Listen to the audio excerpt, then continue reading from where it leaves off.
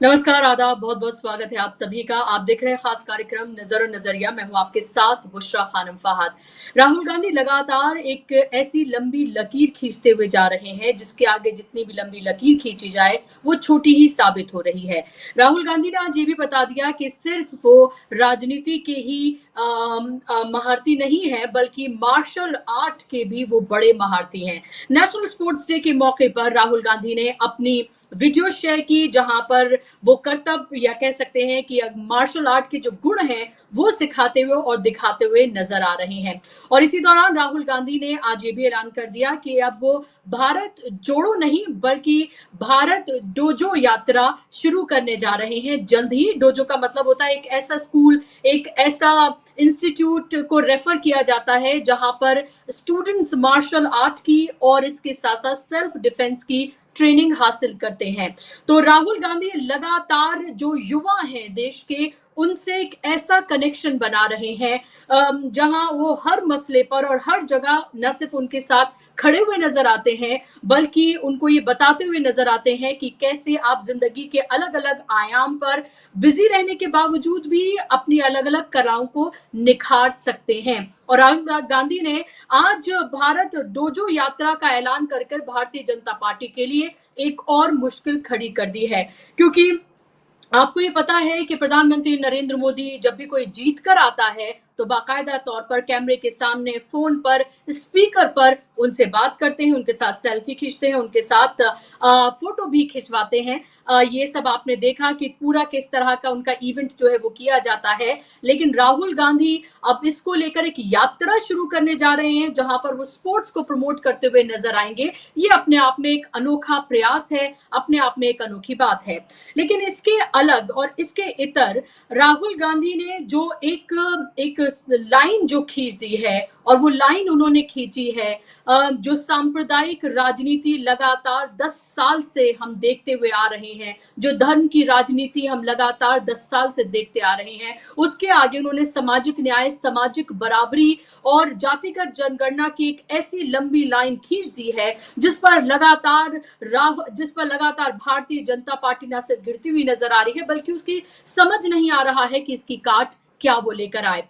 आज पहली ओबीसी की स्टैंडिंग कमेटी की आज बैठक हुई और इस बैठक में तमाम सांसद जो इसके मेंबर हैं उन्होंने हिस्सा लिया, और इसमें ये तय किया गया कि गृह मंत्रालय के सामने जातिगत जनगणना का मुद्दा उठाया जाएगा और ये कहा जाएगा कि जातिगत जनगणना जल्द से जल्द कराई जाए। अब इसमें इंडिया गठबंधन का साथ देते हुए नजर आई है जेडीयू। आपको पता है कि चिराग पासवान पहले ही इस मामले को, इस मसले को उठाते रहे हैं, इसकी तरफदारी वो करते रहे हैं, इसकी पैरवी वो करते रहे हैं, जो कि एनडीए का हिस्सा है। और अब जेडीयू ने भी बाकायदा तौर पर यह कह दिया है कि जातिगत जनगणना जल्द से जल्द होनी चाहिए। और ऐसे वक्त में कहा है जब भारतीय जनता पार्टी की और नरेंद्र मोदी की बेहद लाडली एमपी कंगना रनौत ने एक टीवी इंटरव्यू में जब उनसे पूछा गया जातिगत जनगणना को लेकर, तो उन्होंने साफ तौर पर यह कह दिया कि जातिगत जनगणना नहीं होनी चाहिए। अब इसको लेकर बवाल हो गया है, और बवाल तो पहले भी हुआ जब किसानों को लेकर उन्होंने अपनी आपत्तिजनक टिप्पणी की थी, जिसको लेकर हिमाचल प्रदेश में निंदा प्रस्ताव विधानसभा में पारित किया गया है। कई जगह उनके पुतले फूकने की कोशिश भी की गई किसानों की तरफ से, और किसानों ने उनसे कहा है कि कंगना रनौत माफी मांगे। भारतीय जनता पार्टी के उनसे किनारा कर लेने से बात नहीं बनेगी। जब तक कंगना माफी नहीं मांगेंगी तब तक ये बात नहीं थमेगी। और इसके बीच कंगना रनौत ने एक और विवादास्पद बयान ये दे दिया, और जिससे भारतीय जनता पार्टी की मुश्किलें और ज्यादा खड़ी हो गई हैं, क्योंकि पहले से ही वो जातिगत जनगणना के इस मुद्दे पर घिरती हुई नजर आ रही है, और उसका नुकसान लोकसभा इलेक्शन में सीधे तौर पर उसको हुआ। लोकतंत्र संविधान बचाने की जो लड़ाई, जातिगत जनगणना जिसकी जितनी हिस्से भागीदारी, उसकी इतनी हिस्सेदारी की बात लगातार कांग्रेस और इंडिया गठबंधन ने की। राहुल गांधी इसको हर प्लेटफॉर्म से उठाते हुए नजर आ रहे हैं। संविधान सम्मेलन का वो हिस्सा बनकर वहां पर इस बात को पुरजोर तरीके से उठा रहे हैं। हर सेक्टर में कैसे इस 90% की अनदेखी हो रही है, इसकी बात वो लगातार उठा रहे हैं। और हालत ये हुई कि वोट भारतीय जनता पार्टी और बीएसपी से छिटक कर अब कांग्रेस और इंडिया गठबंधन की तरफ सीधे तौर पर जा रहा है, और यही भारतीय जनता पार्टी की सबसे बड़ी दुश्वारी है और सबसे दुखती रग है, क्योंकि उनकी समझ नहीं आ रहा है कि इसकी काट वो क्या लेकर आए। और इसके लिए उन्होंने विश्व हिंदू परिषद को भी जिम्मेदारी दी है कि वो कैसे दलित, ओबीसी समाज और जो एसटी समाज है वहां ज्यादा से ज्यादा धर्म संसदें कराएं और उनको अपने साथ जोड़े, क्योंकि उनको लगता है कि धर्म ही एक ऐसी चीज है जिस पर वो बांट कर सियासत कर सकते हैं और अपनी राजनीतिक रोटियां सेक सकते हैं। लेकिन अब ऐसे होने जा रहा नहीं है, क्योंकि ना तो ये भारतीय जनता पार्टी वो है, ना ही वो नरेंद्र मोदी है जिनका मैजिक चल रहा है। ये बैसाखियों पर सिर्फ टिकी हुई सरकार है और उन दोनों बैसाखियों में से एक बैसाखी ने इसकी पुरजोर तरीके से पैरवी कर दी है और ये कहा है, पहले भी वो कहते आए हैं, लेकिन पहली ही ओबीसी की स्टैंडिंग कमेटी में ये कह देना कि जातिगत जनगणना जल्द से जल्द हो, गृह मंत्रालय को से इस पर लेकर बात भी की जाएगी। जाहिर सी बात है कि ये भारतीय जनता पार्टी के लिए बेहद परेशानी का सबब है। अब कंगना रनौत ने जो कहा है उसको लेकर सुप्रिया शिनित ने, यानी कि कांग्रेस की तरफ से एक ट्वीट किया गया है और सुप्रिया शिनित ने बीजेपी और कंगना रनौत दोनों को ही आड़े हाथों लिया है। सुप्रिया शिनित ने लिखा है कि बीजेपी में इतना सन्नाटा क्यों है भाई? जातिगत जनगणना होनी चाहिए या बिल्कुल नहीं? जैसा कि आपकी सांसद कंगना रनौत जी कह रही हैं, अपना मत और मंशा साफ कीजिए, जातिगत जनगणना हाँ या ना। ये लिखा है सुप्रिया शिनित ने। और सुप्रिया शिनित यही नहीं थमी है, उन्होंने एक और ट्वीट किया है, एक छोटी सी वीडियो कंगना रनौत की शेयर करके उन्होंने लिखा है, आज फिर बीजेपी अध्यक्ष नड्डा ने कंगना जी को तलब करके झाड़ लगाई है। एक दिन पहले ही किसानों को हत्यारा और बलात्कारी कहने पर उन्हें डांट पड़ी थी। अब कंगना ने कहा है कि जातिगत जनगणना बिल्कुल नहीं होनी चाहिए। बीजेपी का जातिगत जनगणना पर ढुलमुल रवैया रहा है, लेकिन कंगना जी ने पार्टी का स्टैंड साफ कर दिया है। तो ये साफ तौर पर लिखा है यहाँ पर सुप्रिया शिनित ने और कंगना रनौत को आगे रखकर उन्होंने ये सवाल पूछा है कि जातिगत जनगणना पर भारतीय जनता पार्टी क्या सोचती है, क्या सोचती रही है। इसको लेकर कंगना रनौत ने बिल्कुल स्थिति साफ कर दी है, क्योंकि कंगना रनौत ने 2 टूक ये कहा था कि जातिगत जनगणना नहीं होनी चाहिए। जब इसको लेकर केसी त्यागी, जेडीयू के नेता केसी त्यागी से जब इसको लेकर बात की गई तो उन्होंने कह दिया कि कंगना रनौत कोई आधिकारिक प्रवक्ता नहीं है। हालांकि वो भारतीय जनता पार्टी की एमपी है और ऐसी एमपी नहीं है, बल्कि उनके लिए योगी आदित्यनाथ से लेकर प्रधानमंत्री सब उनके लिए प्रचार करने के लिए गए थे लोकसभा इलेक्शन में और बहुत करीबी भी मानी जाती हैं। इसीलिए उनको टिकट भी दिया गया मंडी से और वो जीत कर भी आई। बीजेपी ने अपनी पूरी ताकत वहां पर लगाई थी।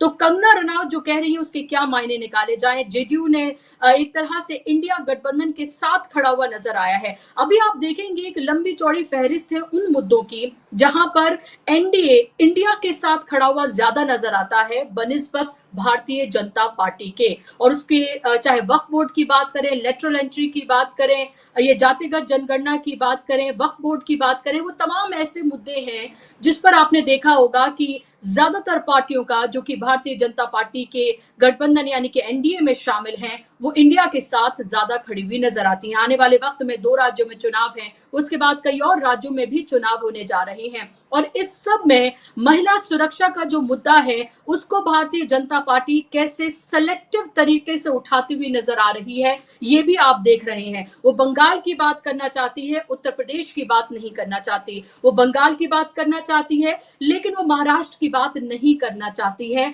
और यही उसका दोहरा चेहरा है जो बार बार उजागर हो रहा है।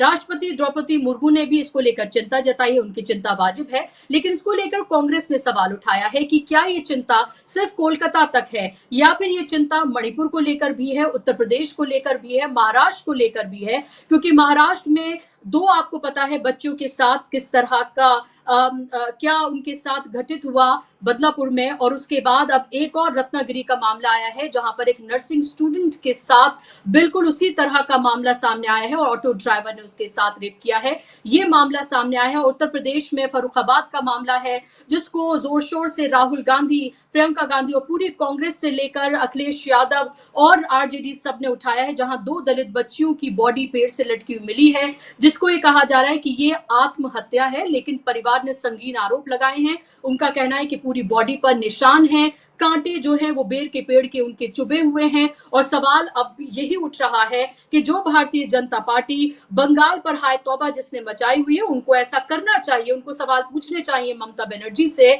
लेकिन जो बंद से लेकर तमाम तरह का उपद्रव वहां पर हो रहा है, क्या वही बंद उत्तर प्रदेश और महाराष्ट्र में भी बुलाया जाएगा, उसकी आवाज उठाई जाएगी? इसका जवाब है ना, क्योंकि अब तक ऐसा नहीं होता रहा है। तो इसी दोगले चरित्र की भारतीय जनता पार्टी की हम बात करेंगे, किस तरह से वो जातिगत जनगणना के मुद्दे पर गिरती हुई नजर आ रही है और कैसे उसी के एमपी उसके लिए परेशानी का सबब बनते हुए नजर आ रहे हैं। खासतौर पर यहाँ बात कंगना की तो एक छोटा सा जिक्र स्मृति ईरानी का भी मैं यहाँ पर कर देती हूँ।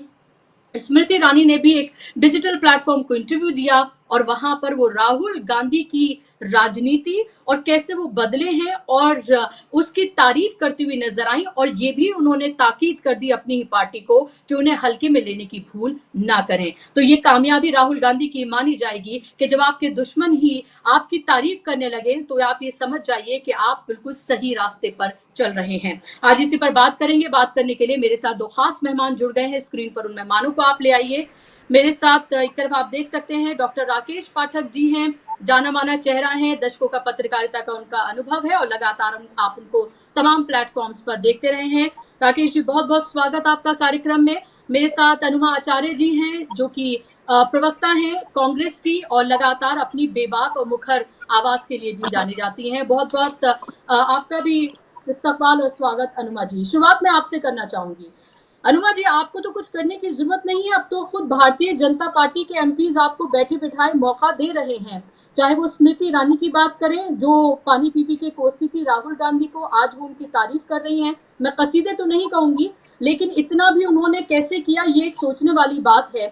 और दूसरा, कंगना रनावत किसानों से लेकर जातिगत जनगणना तक इन मुद्दों पर भारतीय जनता पार्टी के लिए मुश्किलें पैदा कर रही हैं। और आज ओबीसी की जो पहली स्टैंडिंग कमेटी की जो मीटिंग हुई उसमें जेडीयू ने भी ये साफ कर दिया कि वो इंडिया के साथ है इस मामले पर।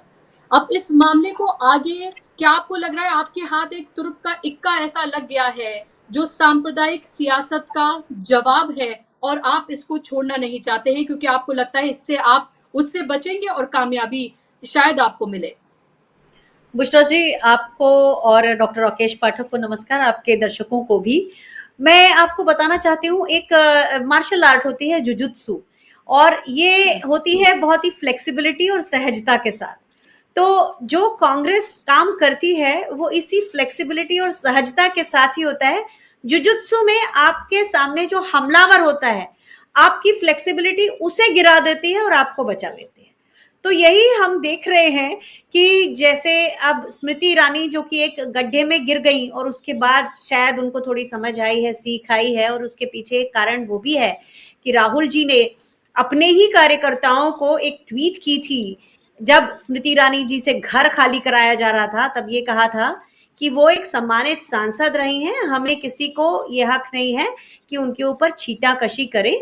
उन्होंने जो भी कहा होगा, लेकिन उन्होंने जिस दरिया दिली का, जिस बड़े दिल का जो परिचय दिया, शायद वो और दूसरे स्मृति ईरानी को भी समझ में आया कि राहुल गांधी जिस तरह सहजता से लोगों से मिल रहे हैं, उनकी जो पकड़ है वो लोगों के बीच में होती जा रही है। तो उनको ये अपनी सारी गलतियां भी समझ में आई होंगी, इसलिए शायद उन्होंने ऐसे कहा। कंगना रनावत तो मुझे ऑब्सेसिव कंपल्सिव डिसऑर्डर जो होता है उसकी मुझे शिकार लगती हैं। मुझे ऐसा लगता है कि लोगों ने पूरे उनको समझने में थोड़ी सी जल्दी की।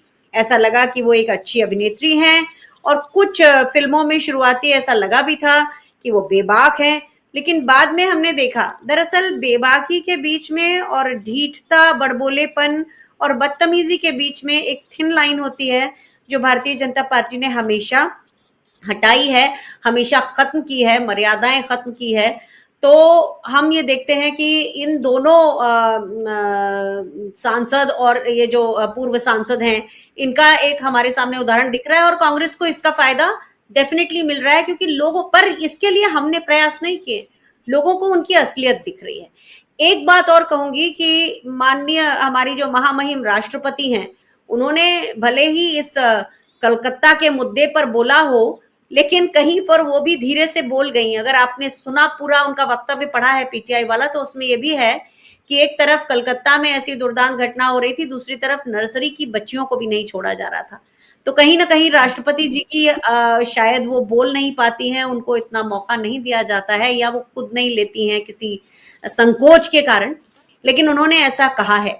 इस बीच में अगर आपको आपने पढ़ा होगा कि उत्तराखंड के रुद्रप्रयाग में भी रुद्रपुर में एक नर्स की इतनी वीभत्स हत्या की गई है, और उसके पहले बलात्कार भी 9 दिनों के, उसके पूरे चेहरे की खाल उतार ली गई थी।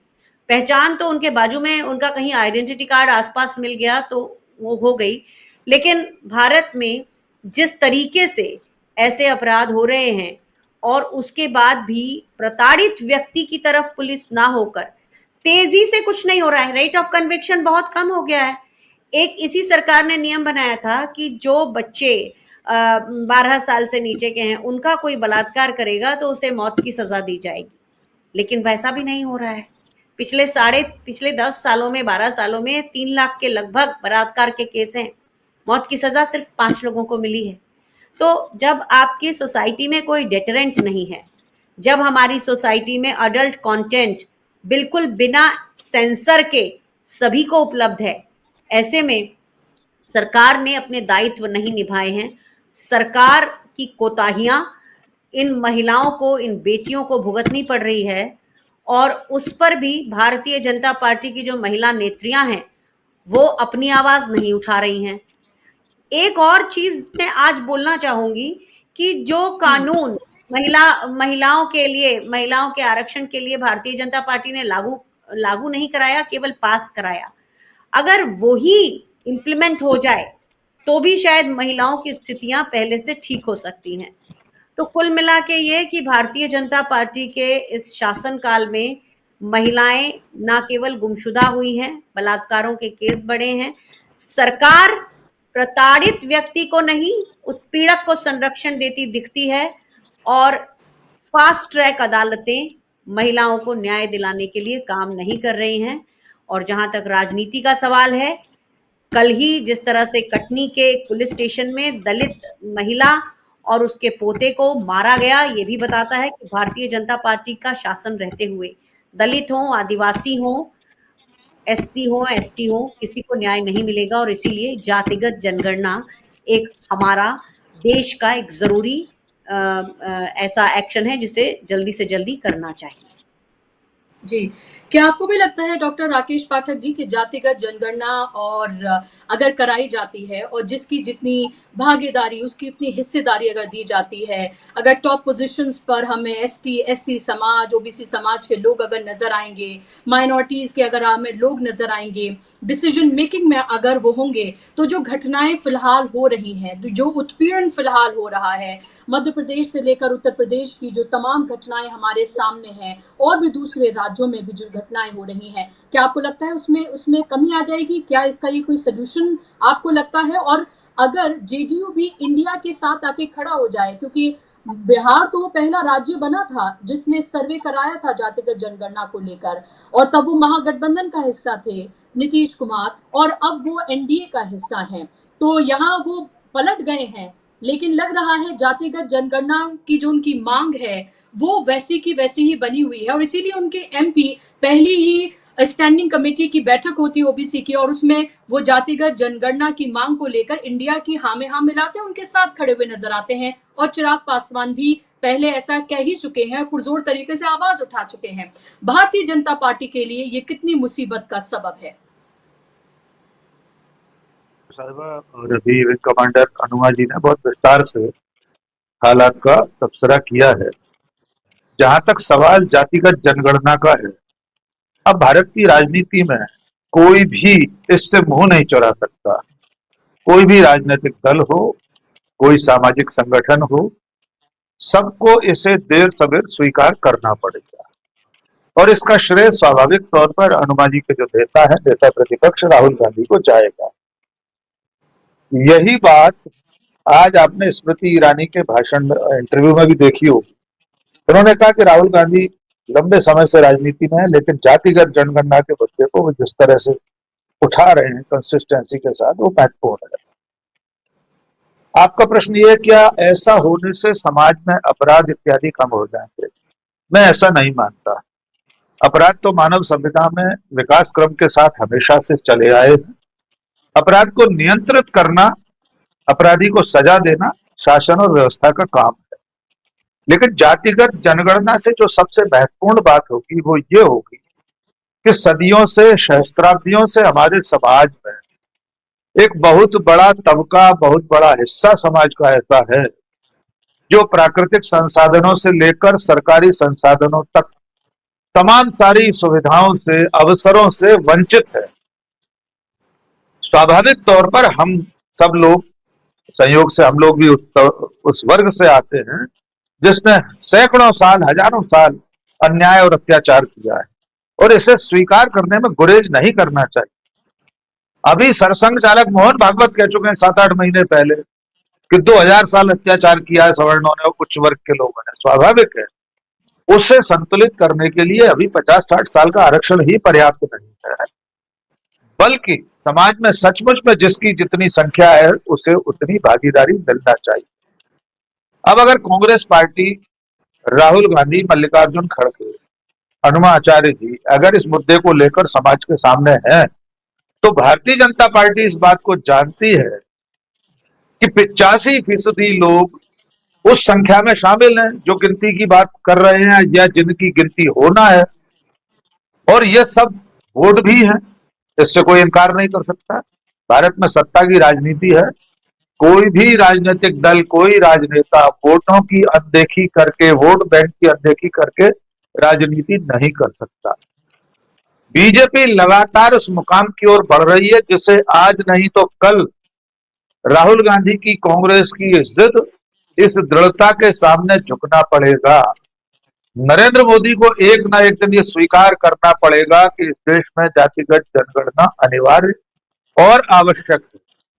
यद्यपि हनुमान जी, आपको याद होगा अभी 4-5 दिन पहले एक बड़े अखबार ने यह खबर दी है कि केंद्र सरकार ये तैयारी कर रही है कि जिस वक्त आम जनगणना हो उसमें जातिगत जनगणना भी करा ली जाए। तो वे कान को ऐसे न पकड़ के ऐसे पकड़ना चाहते, क्योंकि फेस सेविंग करना है।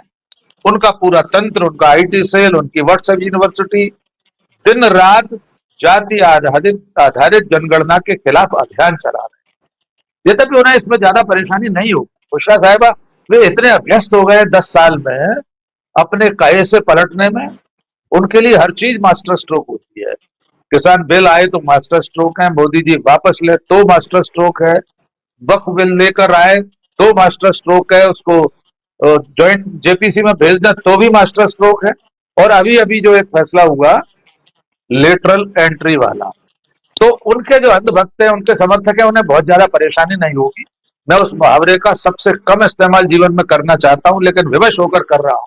मुझे अच्छा नहीं लगता वो मुहावरा कि थूक कर चाटने में वे इतने अभ्यस्त है कि समस्त ब्रह्मांड में उन जैसा तजुर्बा किसी के पास नहीं। तो वे जातिगत जनगणना के विषय में भी अब से तैयारी कर लें कि उन्हें एक बार फिर से इस प्रक्रिया को अपनाना है। अब सवाल ये आता है कि भारतीय जनता पार्टी किस मुंह से इसे स्वीकार करेगी। आज जेपी नड्डा ने हो सकता है डांट दिया हो कंगना रनौत को, क्योंकि वे एक टेलीविजन चैनल पर कह रही हैं कि जातिगत जनगणना नहीं होगी, नहीं होना चाहिए। एक बार मोदी जी तो कह के दिखा दें सदन में खड़े होकर, एक बार जेपी नड्डा तो कहकर दिखा दें। किंतु परंतु में वे कुछ भी कहते रहे, कितना भी टालते रहे, अंततः उन्हें स्वीकार करना पड़ेगा। इसमें एक विवशता और है जिसे आखिर में जोड़ देता हूं। उनकी सरकार जिन कंधों पर हाथ रखकर चल रही है, उनमें से एक बड़ा हिस्सा नीतीश कुमार है और चंद्रबाबू नायडू है। नीतीश कुमार, आपने जैसा कि उल्लेख किया, वे जब पिछली बार मुख्यमंत्री थे, यानी इसी दौर के दूसरी पार्टियों के साथ, तब देश का पहला राज्य था बिहार जिसने इस तरह की गिनती के आंकड़े जारी कर दिए थे। तो वे कब तक बीजेपी पर यह नैतिक दबाव नहीं डालेंगे कि ये वाली गिनती होना चाहिए। ये राहुल गांधी और कांग्रेस के दबाव की ही कामयाबी है कि रेलवे बोर्ड का चेयरमैन भी उसी वर्ग से बनाना पड़ रहा है, जबकि 2 और उसी वरिष्ठता क्रम के लोग थे जो कि सवर्ण थे। कुल मिलाकर देश की राजनीति में राहुल गांधी अपरिहार्य हिस्सा बन चुके हैं। उनके बिना भारत की राजनीति की अब कोई कल्पना नहीं कर सकता। नरेंद्र मोदी भी नहीं कर सकते, स्मृति ईरानी भी नहीं कर सकते। वे राजनीतिक मुख्य पृष्ठ के मुख्य आलेख हैं। अब वे हाशिए पर नहीं है। हाशिए पर पहुंचाने की सारी कोशिशें बीजेपी की नाकाम रही है। आखिर में बस इतना जोड़ना चाहता हूं, मैत्री शरण गुप्त की पंचवटी की पंक्तियां हैं, जितने कष्ट कंटकों में है जिनका जीवन सुमन खिला, जितने कष्ट कंटकों में है जिनका जीवन सुमन खिला, गौरव गंध उन्हें उतना ही यत्र तत्र सर्वत्र मिला।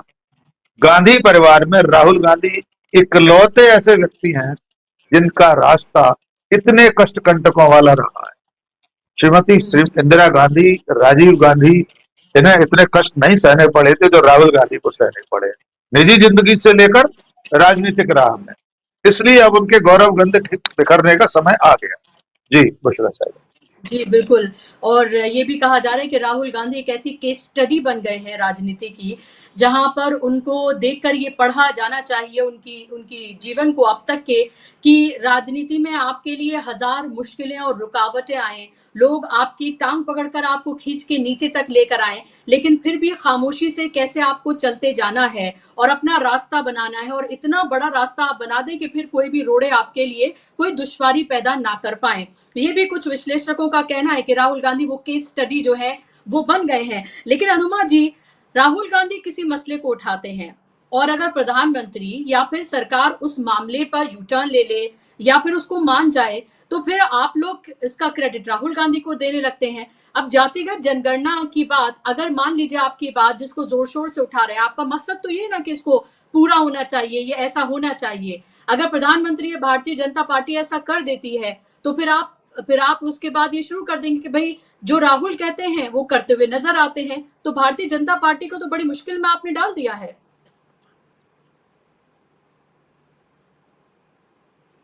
निकलते बनता है ना निगलते बनता है।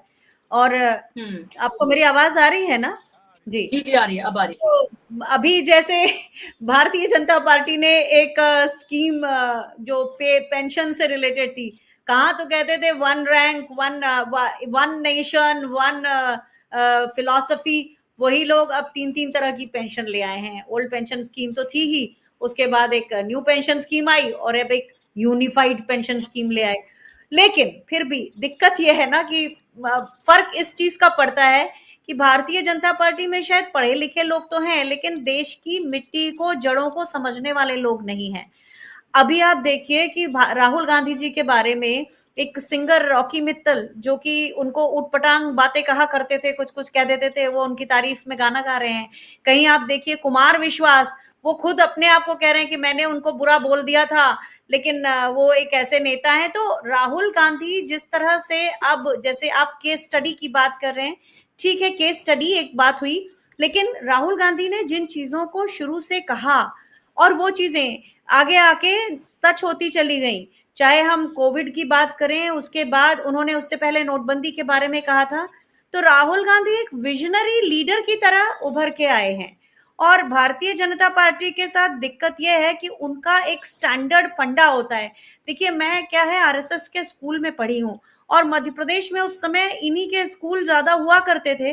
तो एक चीज हमें मालूम है कि बचपन से ही वो खुसफुस वाली जो एक साजिश वाली थ्योरी होती है, कॉन्स्पिरेसी थ्योरी, ये बचपन से हम सुना करते थे। कहीं सुभाष चंद्र बोस जी के बारे में कि उनकी हत्या करवा दी गई तो वो अभी रशिया की जेल में बंद हैं, कभी ये कि शास्त्री जी को जहर दे दिया गया, इस तरह की बातें वो किया करते थे। तो भारतीय जनता पार्टी की लिमिट बहुत जल्दी आगे आ जाती है, उनकी सीमाएं जो है ना सीमित हैं।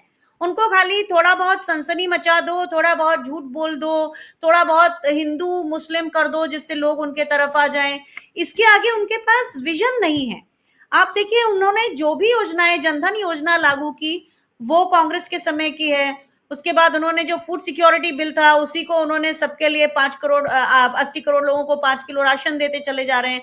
तो नया कुछ सोच उनके अंदर नहीं है। नई सोच क्या है कि अमेठी के 6 स्टेशन 7 स्टेशन के नाम बदल दो, सभी का नाम कुछ और कर दो, कोई भी स्कीम हो उसका नाम बदल दो। तो इसके आगे उनकी सीमाएं समाप्त हो जाती हैं। जब तक उनका सनसनी चल रही है, जब तक उनकी साजिशें चल रही हैं, जब तक मीडिया उनके तरफ से बिका हुआ है, उनको उनकी पैरवी करता जा रहा है, उनके बारे में बात कर, वहां तक ही भारतीय जनता पार्टी जो है वो अपना अस्तित्व रखती है। लेकिन जैसे जैसे लोग समझ जाते हैं, जैसे मैंने रॉकी मित्तल का उदाहरण दिया, स्मृति ईरानी खुद अब बोलने लगी हैं, तो उसके बाद हम देखते हैं कि इनका जो है इनका चरम आ चुका है। इसके बाद इनके पास और कुछ करने को नहीं है सिवाय पैसे से इसको उसको खरीदने के, उससे भी लोग अब बचने लगे हैं। आप एनडीए का उदाहरण देख ही रही हैं कि जो जिनका वोट बैंक ही एससी एसटी दलित ओबीसी है, उन लोगों को जातिगत जनगणना के लिए तो कांग्रेस का साथ, इंडिया गठबंधन का साथ देना ही पड़ेगा। और ऐसा उनकी वो दोनों पार्टियां जिनके बैसाखियों के दम पर वो खड़े हैं वो कह ही चुकी हैं। उधर चंद्रबाबू नायडू जो हैं वो मुसलमानों के लिए आगे बढ़ के घोषणाएं कर देते हैं। तो बहुत समय नहीं है कि पूरा देश जो है, देश के ज्यादातर लोग अब ये बहुत अच्छी तरह से जान जाएंगे कि भारतीय जनता पार्टी के पास कोई नीति नहीं है, कोई योजना नहीं है, कोई भविष्य नहीं है। जो है तो कांग्रेस ने जिस तरह से प्रोसेस के रूप में सिस्टम को एस्टेब्लिश किया, उस सिस्टम को बीजेपी ने सिर्फ तोड़ा है। आज केवल एडहॉकिज्म है, लोग समझ रहे हैं, और उसका नुकसान उनके व्यक्तिगत जीवन में भी हो रहा है। अनुमा जी, एक और रिलेटेड क्वेश्चन फिर मैं अभी डॉक्टर साहब के पास जा रही हूँ कि लोग ये भी कह रहे हैं कि 99 सीटें आई हैं, कुछ ज्यादा ही अति आत्मविश्वास से लबरेज नहीं हो गए हैं आप लोग, कि अब आपको ये लगता है कि बस अब तो आपको जीत ही जीत है आपके आगे और अब आप थमने जाने नहीं है। राहुल गांधी एक चेहरा है, राहुल गांधी एक वो ऑल्टरनेटिव बन गए हैं, जो उन तमाम सवालों का जवाब बन गए हैं जो लगातार पूछे जा रहे थे कि if not Modi then who. हालांकि लोकतंत्र में इस तरह के सवाल बेमानी होते हैं, लेकिन फिर भी मीडिया का एक धड़ा लगातार ये पूछता रहा, उस सबके जवाब अब मिल रहे हैं, उनकी लोकप्रियता लगातार बढ़ रही है, अलग अलग आंकड़े सर्वेज ये बता रहे हैं।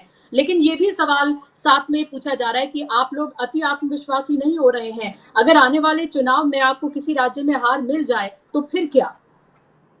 देखिए बुशरा जी, क्या हुआ कि इस चुनाव में ना फेंस सिटर डरे हुए थे। उन्हें ये लगा, जिस तरह से मीडिया एग्जिट पोल दिखा रहा था, ओपिनियन पोल दिखा रहा था, उन्हें लगा कि ये शायद कांग्रेस या इंडिया गठबंधन नहीं जीतेगा।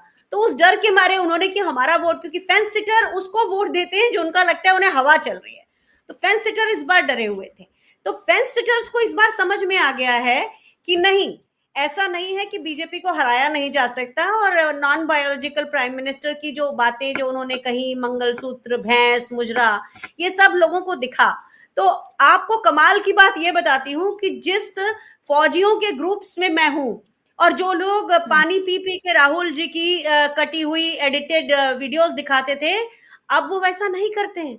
तो बदलाव बहुत बड़ा आया है। ये बात 99 सीट की नहीं है, ये बात ये है कि आप जो चाट पकौड़ी खाने गए थे दाल चावल छोड़कर, एक दिन आपको समझ में आ गया कि आपको दाल चावल ही चाहिए। आप चाट पकौड़ी खाएंगे तो बदहजमी हो जाएगी। भारतीय जनता पार्टी की जो वो सनसनी छोड़ने की आदतें, मार्केटिंग लोगों को अब दिखने लगी है, और अब ये लोग समझ गए हैं। और उत्तर प्रदेश ने सबसे ज्यादा, मैं उत्तर प्रदेश को सल्यूट करती हूँ कि उन्होंने जिस तरह की राजनीतिक बुद्धिमत्ता दिखाई है, जिस तरह का उन्होंने चातुर्य दिखाया है, उससे समझ में आ गया कि भारतीय जनता पार्टी इनविंसिबल नहीं है, हराई जा सकती है। तो ये हमारा जो कॉन्फिडेंस है ना, ये देश के उस लोकतंत्र से आता है जिसने अपने आप को रिक्लेम किया है, और वो भी ऐसे समय में जब राम मंदिर की पूरी हवा चला दी गई हो, ऐसे समय में जब 400 पार के नारे बुलंद हो रहे हो, ऐसे समय में अगर कांग्रेस ने 99 सीटें जीती है तो ये बदलते हुए मौसमों के मिजाज का परिचायक है। और भारतीय जनता पार्टी इसीलिए कहीं हरियाणा में चुनाव मुलतवी कराने का सोच रही है, कहीं उसके यहाँ जम्मू में आपस में सिर्फ उटव्वल हो रही है, और महाराष्ट्र के चुनाव तो घोषित ही नहीं कर पा रही है हमारे डर के। तो घोषित तो ईसीआई करता है, पर मैं उसको एक ही अंग मानती हूँ, ईसीआई हो या भारतीय जनता पार्टी हो, आजकल एक ही है वो लोग। तो ये 99 सीट का नहीं है आंकड़ा, ये एक और बात है कि आपने हमारी देश की सेनाओं को कमजोर किया है, लोगों को दिखने लगा है। जो पूर्व सैनिक पूरी तरह से बीजेपी के सामने कालीन की तरह बिछे हुए थे ना, आज उनको अपनी सेना दिख रही है, 2.5 लाख की कमी दिख रही है। अग्निवीरों की चोरी से उनका सिर शर्म से झुक रहा है, अग्निवीरों की आत्महत्या से वो ये सोच रहे हैं कि हमने तो अपने 40-40 साल की नौकरी में शायद एक आत्महत्या देखी हो, हमने 9 आत्महत्याएं देख ली हैं। सबका दिमाग उनके सही जगह पे आ रहा है। देश की मेजॉरिटी लोकतंत्र को प्यार करती है। आप देखेंगे कि वही हमारी जो आत्मविश्वास का वही हमारा आधार है। ठीक है।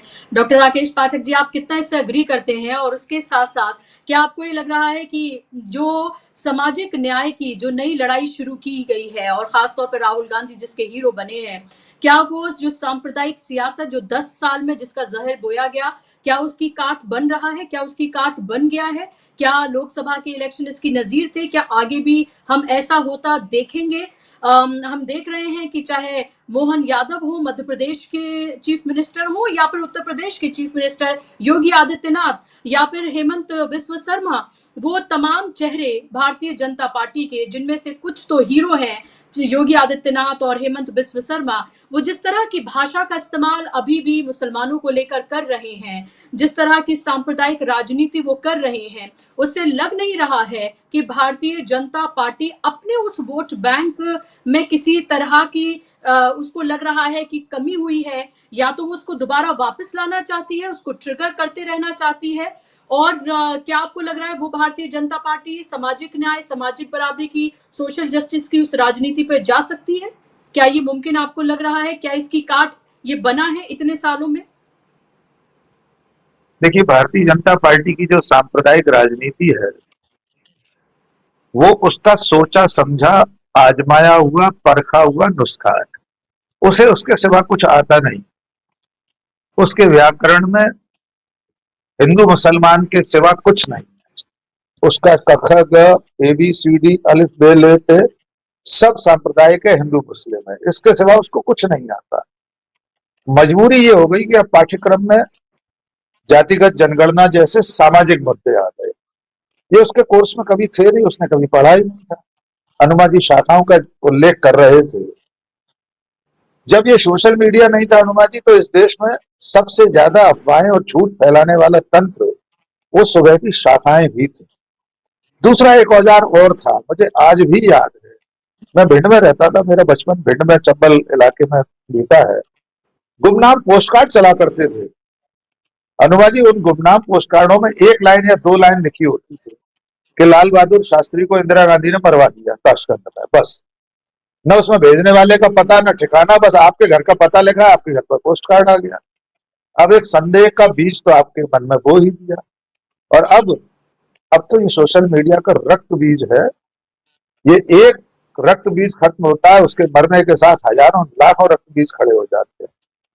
ये अजर अमर है सोशल मीडिया की। आपने किसी फेसबुक पर, व्हाट्सएप पर, किसी ग्रुप पर कोई तथ्य ऐसा डाल दिया तो वो कभी खत्म होने वाला नहीं, वो तो मल्टीप्लाई होता जाएगा। 100 लोगों को आपने भेजा, 20 तो भरोसा करेंगे हाँ ऐसा हुआ होगा, लाल बहादुर शास्त्री की मौत में इंदिरा जी का हाथ होगा, वे ऐसा मानना शुरू कर देंगे। आज भी वे यही कर रहे हैं। आज सांप्रदायिक राजनीति ही उनको एकमात्र रास्ता दिखाई दे रहा है। ये यूं ही नहीं है कि 4 जून के बाद अचानक बीजेपी बजाय सद्भाव की राजनीति करने के, समरसता की राजनीति करने के, अपने पुराने रास्ते पर लौट आई। ये यूं ही नहीं है कि उत्तर प्रदेश का मुख्यमंत्री, असम का मुख्यमंत्री, मध्य प्रदेश का मुख्यमंत्री सीधे सीधे हिंदू मुस्लिम की बात करने लगे, क्योंकि उन्हें कोई काट नहीं दिखाई दे रही सामाजिक मुद्दों की, सामाजिक न्याय की लड़ाई की, इसलिए वे लौट फेर कर उसी पर आ। अब आपका सवाल यह है कि क्या भविष्य में इसका कोई लाभ होगा? हम भविष्यवक्ता नहीं हैं, लेकिन 4 जून इस देश की राजनीति का एक टर्निंग पॉइंट है। उस दिन इस देश ने यह बता दिया कि उसे अब रोटी चाहिए, उसे रोजगार चाहिए। मंदिर बन गया, थैंक यू वेरी मच, बहुत बहुत धन्यवाद, भगवान राम की जय हो। लेकिन अब राम के नाम पर वोट आपको नहीं देंगे, क्योंकि अगर राम और धर्म के नाम पर वोट देना होते तो उत्तर प्रदेश में बीजेपी का इस तरह भट्टा नहीं बैठ जाता। तो भविष्य को अगर मैं देखूं तो ये कह सकता हूं कि अब बीजेपी कितनी भी कोशिश कर दे, सामाजिक न्याय की लड़ाई के सामने हिंदू मुस्लिम का उसका अब ये ब्रह्मास्त्र चलने वाला है नहीं। वो चल चुका, उसका चरम जो था, उसकी अग्नि जो थी, वो राम मंदिर का शिलान्यास और उसका उद्घाटन। इससे ऊपर आप क्या ले जाएंगे? भारत में आप इससे अधिक क्या कर सकते हैं? हिंदू धर्म के श्री सत्य सनातन धर्म के सबसे बड़े, हम सबके आराध्य भगवान राम का आपने मंदिर उद्घाटित कर दिया। उसका बुखार भी 22 जनवरी से लेकर जून तक कायम नहीं रहा। इस देश के शरीर पर वो ताप नहीं रहा, इसीलिए तो राम मंदिर को नहीं बना पाई बीजेपी। लोगों ने मान लिया कि मंदिर बनाया, ठीक किया, लेकिन इसके नाम पर आपको वोट नहीं देंगे। 2 करोड़ सालाना रोजगार आपको देने थे, वो नहीं दिए आप। महंगाई चरम पर है। देश के इतिहास की पिछली आधी सदी की सबसे बड़ी बेरोजगारी है। डॉलर कहां से कहां पहुंच गया है। तो ये सारे सवाल और सामाजिक न्याय, ये 2 मोर्चे ऐसे हैं जिनकी काट अब सांप्रदायिक कार्ड नहीं हो सकता। वो जो तुरुप का इक्का था वो जोकर बन चुका है। अब उससे अब न वोट कवाड़े जा डॉक्टर राकेश सकेंगे। पाठक जी, आपको नहीं लग रहा कि बीजेपी अपने उसी ढर्रे पर है? अगर एक स्टेट ही एक कम्युनिटी के खिलाफ आकर खड़ा हो जाए, जो हमने मध्य प्रदेश में देखा, जो हमने छतरपुर में देखा, जो हम उत्तर प्रदेश में देख रहे हैं, अगर एक स्टेट ही कम्युनिटी के खिलाफ आकर खड़ा हो जाए और फिर उसका जश्न मनाए और फिर दूसरे लोगों को भी, जिनको वो खुश करना चाहता है, उनको भी जश्न मनाने का वो मौका दे, तो आपको नहीं लग रहा भारतीय जनता पार्टी तो अपनी उसी राजनीति पर ही अडिग है, वो उससे अलग नहीं होना चाहती है, क्योंकि वही उसके डीएनए में है? मैं आपकी बात से सहमत हूं। मैंने शुरू में कहा और आज मैं आपके पटल पर एक कबूलनामा करना चाहता हूं। मैंने 4 जून को मतगणना की शाम को कई चैनल्स पर यह कहा था, ये भरोसा जताया था, ये उम्मीद जताई थी कि अब नरेंद्र मोदी और भारतीय जनता पार्टी शायद सांप्रदायिक राजनीति से मुंह मोड़ देंगे। मैं आप सबको हाजिर नाजिर जानकर ये कबूल करता हूं कि मैं उस दिन गलत था। मैं ये भूल गया था कि ये अपनी आदत से कभी बाज नहीं आ सकते, इन्हें इसके सिवा कुछ आता ही नहीं है। इसलिए ये जो सारी चीजें जिनकी आपने चर्चा की, मैं इन्हें बड़े सम्मान के साथ, पूरी एहतियात के साथ स्टेट स्पॉन्सर्ड टेररिज्म कहना जरूरी समझूंगा, उचित समझूंगा। कोई राज्य किसी धर्म विशेष के खिलाफ इस तरह अभियान छेड़ दे कि एक राज्य का मुख्यमंत्री विधानसभा में गुवाहाटी में खड़े होकर आपत्तिजनक शब्दों का इस्तेमाल करे, असंसदीय शब्दों का इस्तेमाल करे और ये कहे कि मैं तो ऐसा ही करूंगा, ये सीधा सीधा राज्य आश्रित आतंकवाद है। ये समाज को तोड़ने की प्रक्रिया वाले काम है और इससे बीजेपी का कुछ हो या ना हो, देश का भला नहीं हो सकता। मैं फिर इसी बात पर लौटता हूं कि शायद अब देश के लोग इस सांप्रदायिक राजनीति से आजिज आ चुके हैं, अफर गए लोग, मन भर गया है। वे एक बार और आखिरी कोशिश करके देख लें, मोदी जी और उनकी पूरी पार्टी। मुझे ऐसा विश्वास है कि अब बहुसंख्यक समाज उनके इस झांसे में, इस भुलावे में न आने वाला नहीं है कि हिंदू और हिंदुत्व खतरे में है। हमारे आपके जैसे लोगों ने, स्वतंत्र चिंतकों ने, स्वतंत्र चेता लोगों ने पिछले 10-15 सालों में लगातार ये बात रखी है कि 15 लोगों से 85 लोगों को खतरा कैसे हो सकता है। और मैं तो खुलकर कहता हूं, अगर फिर भी तुमको खतरा है 85 होकर, तो आपसे ज्यादा कायर और कोई हो नहीं सकता। तो ये सारी बातें अब समाज को समझ में आ रही हैं कि आपको एक हवा दिखाया जा रहा था, आपको डराया जा रहा था, एक छाया युद्ध आपके सामने छेड़ रखा गया था, एक शैडो वॉर कि इनसे खतरा है, जबकि वहां कुछ था ही नहीं, सिर्फ एक छाया खड़ी की गई। तो मैं समझता हूं वो तिलिस्म टूट चुका है।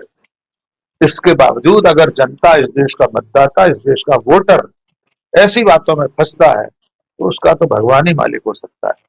जी बुशरा साहब। जी, बिल्कुल। बहुत महत्वपूर्ण और गंभीर बातें आपने कही हैं और जितने शायद सख्त अल्फाज में और सीधे तौर पर आप कुछ कह सकते थे, वो सब कुछ आपने अपने इस जवाब में कहा है। और ज़ाहिर सी बात है कि ये महत्वपूर्ण सवाल हैं। एक ये कि वो एक राजनीतिक पार्टी क्या करना चाहती है, और दूसरा सवाल कि जो देश की जनता है वो क्या चाहती है। देश की जनता ने तो ये तय किया कि उसको रोजी-रोटी चाहिए और वो रोजी-रोटी का सवाल ही उठाना चाहती है, और यही वजह है कि कोई लेवल प्लेइंग फील्ड ना होने के बावजूद, तमाम तरह की दुश्वारियां होने के बावजूद, तमाम तरह के हथकंडे होने के बावजूद अगर एक अपोजिशन 234 सीटें लाता है, एक पार्टी 99 पर आती है, उसको एक अपोजिशन लीडर मिलता है, वो एक ऐसा लीडर जो तमाम मसलों को उठा रहा है, तो जाहिर सी बात है ये हम कह सकते हैं कि उनके लिए ये कामयाबी भी है। हालांकि वो सरकार नहीं बना पाए, वो एक अलग बात है, लेकिन देश में विमर्श बदल रहा है, ये जरूर इसकी तरफ पूरा का पूरा इशारा है। वक्त की कमी है, सवाल मेरे पास और भी हैं, लेकिन अनुमा जी बहुत शुक्रिया आपका कार्यक्रम का हिस्सा बनने के लिए, अपना समय देने के लिए, और डॉक्टर राकेश पाठक जी आपका भी बहुत शुक्रिया कार्यक्रम का हिस्सा बनने के लिए, समय देने के लिए, और आप तमाम दर्शकों का भी बहुत शुक्रिया इस कार्यक्रम का हिस्सा बनने के लिए। आज के कार्यक्रम में बस इतना ही, लेकिन आप तमाम जो हमारी वीडियोज हैं और जो स्पेशल रिपोर्ट्स हैं उनको ज्यादा से ज्यादा शेयर करिए, उन विचारों को ज्यादा से ज्यादा लोगों के तक पहुंचाइए, हमारे चैनल को भी सब्सक्राइब करिए और रोज की तरह हमारे नियमित कार्यक्रम न्यूज पॉइंट में राजीव जी के साथ जुड़िए। मुझे दीजिए इजाजत, नमस्कार।